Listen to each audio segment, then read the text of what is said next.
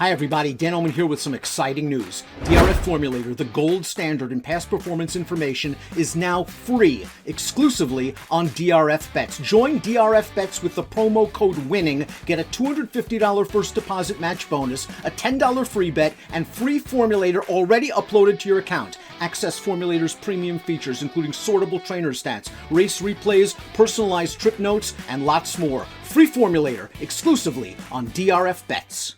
Hey everyone, I'm David Aragona with the March 2nd edition of Horses to Watch, where we look back at some races for the last week, trying to find horses that encountered adversity or had trips and could be worth betting back when they run back in the future. This week I've got 3 races to talk about from last weekend at Aqueduct. We've got a couple races from the Saturday card, one from the Sunday card. No track bias situation or anything like that to talk about, but just a few horses that didn't have ideal trips or maybe looked a little green and could be worth following when they run back in their subsequent races. Let's begin with the race from Saturday, race 4. It's a New York bred maiden claiming $25,000 for 3-year-old fillies going 1 mile on the main track at Aqueduct. Let's break these runners from the gate, and we're going to focus on the number 8 Cream Sundae, who was a first-time starter in this race, going out for the Rudy Rodriguez barn. Was a little bit chilly on the board, didn't take that much money. This was not the strongest field in the world, so you would have wanted to see her attract a little bit of tote support, but she just, when you watch her in this race, you can understand why she might be the kind of horse that just the connections knew needed a race, because she's a big, gangly horse with a large frame that just doesn't look like she's totally grown into her body yet.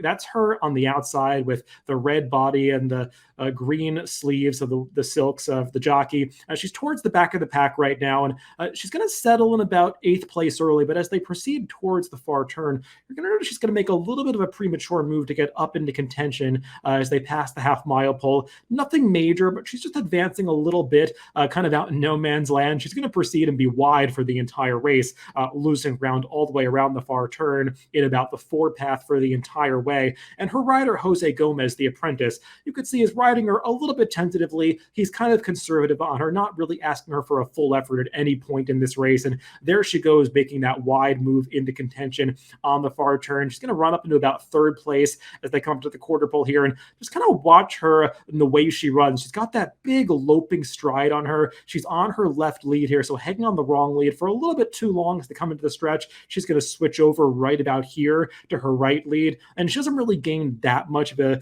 burst of speed when she does so, because that's just not her. She's kind of a grinding type, and you can see her, she's a little bit bigger than the rivals around her, so she clearly has a frame that she has to grow into, but just seems like the kind of horse that wasn't totally fit for her debut and is probably going to benefit from this run next time. She's by Keen Ice, and a lot of the horses by that sire have ultimately been better going longer distances, so we'll see. She did start at the mile, but just feels like a horse that had to gain some fitness from this race. There is some pedigree on the dam side. Her second dam produced a runner named Mies Rocks, who was a pretty good dirt sprinter, running in some stakes, I think, in the early 2000s.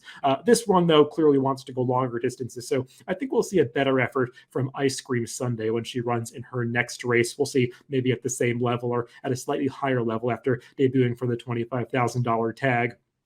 Another race from that Saturday, February 26th card that I do want to talk about was race 7. This is an optional claiming $62,500, non-winners of 2 other than the allowance condition, going that same 1-turn mile distance.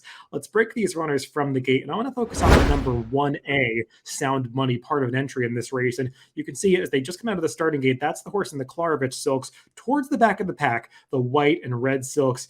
There are 2 of them in this race. His stalemate risk-taking is going to kind of fade towards the back of the pack, whereas the number 1A, Sound Money, after braking slowly, he's going to rush up on the outside to get all the way up into 3rd place as they move down the backstretch. And you want to take note of that early move up into the pace for this horse, because they're moving pretty quickly on the front end. The early leader, the number 12, the Sound, was a long shot in this race who lays down some pretty enterprising fractions, 22-3 for the opening quarter, 44-3 for the half mile. So they are really moving on the front end. And Sound Money is actually advancing into that fast pace, whereas a lot of other horses who are ultimately successful in this race are kind of dropping back a little bit as that pace ratchets up heading into the far turn. And you could see Sound Money here kind of applying pressure to that run, that second place horse currently, Captain Bombastic, as they move around the far turn, and they're going to go right by that early leader, the Sound, as they come past the 3/8 pole and proceed towards the quarter pole. And just look at Sound Money. He's traveling much easier than Captain Bombastic to his inside.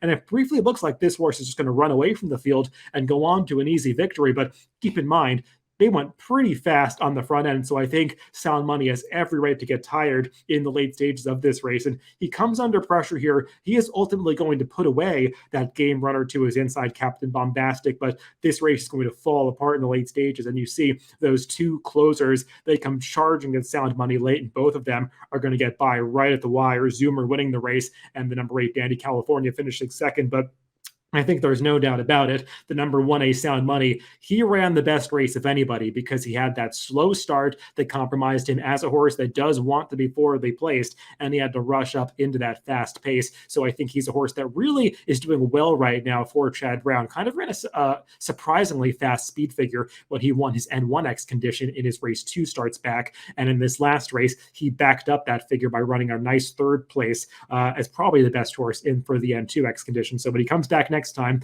probably at 7 furlongs or a mile once again, I think he's going to be pretty tough to beat at this same level.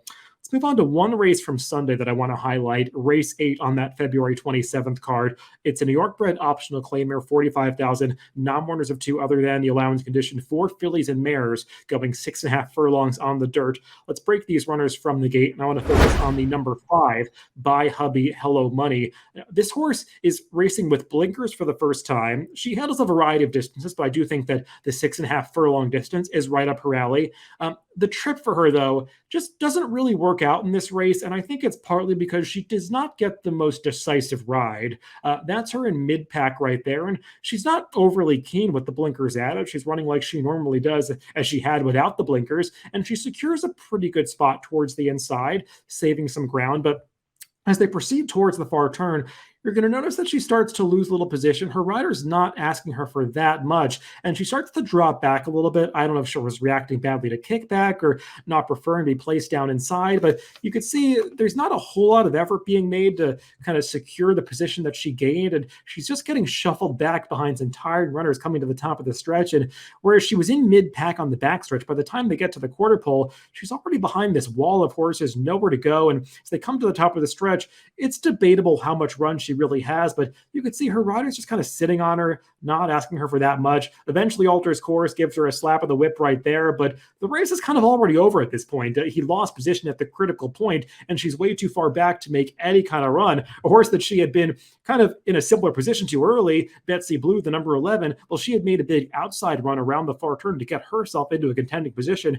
Not the case for By Hubby Hello Money, who just got shuffled back at the point in the race when she had to be going forwards, not backwards. So I do think that she's a horse that's a lot better than her result in this race would indicate. She had been pretty consistent before this, and I would not be surprised if she comes back and gets back to her typical level of performance, coming back at the same level next time. I also wouldn't be surprised if the blinkers come off for her next race.